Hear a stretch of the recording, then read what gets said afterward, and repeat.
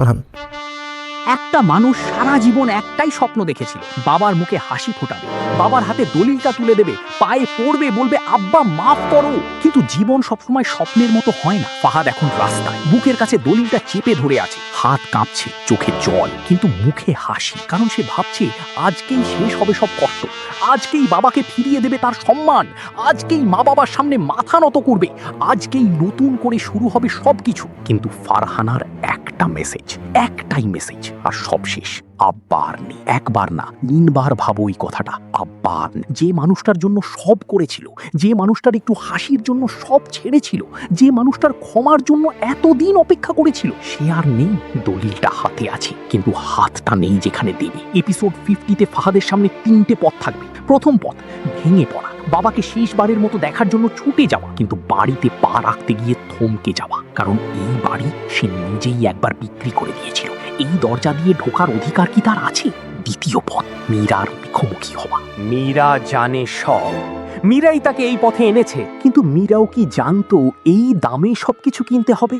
বাবার শেষ মুহূর্তটা মিস হয়ে যাবে। ফাহাদ কি পারবে মীরার দিকে তাকাতে, নাকি মীরার ওপর সব রাগ গিয়ে পড়বে? তৃতীয় পথ, সায়রা ভাবির মুখোমুখি হওয়া।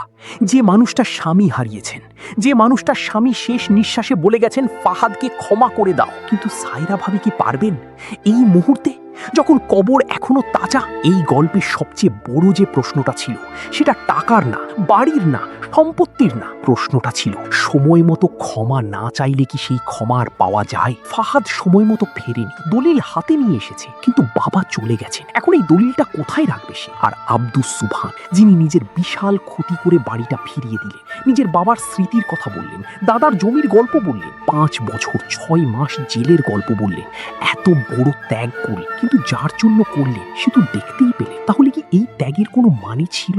ছিল, কারণ সায়রা ভাবি দেখেছেন, ফাতেমা দেখেছে, সামির দেখেছে, আর আল্লাহ দেখেছেন। এপিসোড 50 শুধু একটা পর্ব না, এটা একটা আয়না, যেখানে আমরা নিজেদের দেখতে পাই। আমরা কতজন আছি যারা ভাবছি পরে ক্ষমা চাইবো, পরে বাবাকে ফোন করব, পরে মায়ের কাছে যাব, পরে সব ঠিক করে নেব। কিন্তু জীবন পরের জন্য অপেক্ষা করে না। বাবার হাত সব সময় থাকে না, মায়ের চোখ সব সময় খোলা থাকে না। ফাহাদের হাতে দলিল আছে, কিন্তু বাবার হাত নেই। এটাই জীবনের সবচেয়ে নিষ্ঠুর সত্য। যাদের বাবা এখনো আছে, এখনই ফোন করো, এখনই যা, পরে না, এখনই।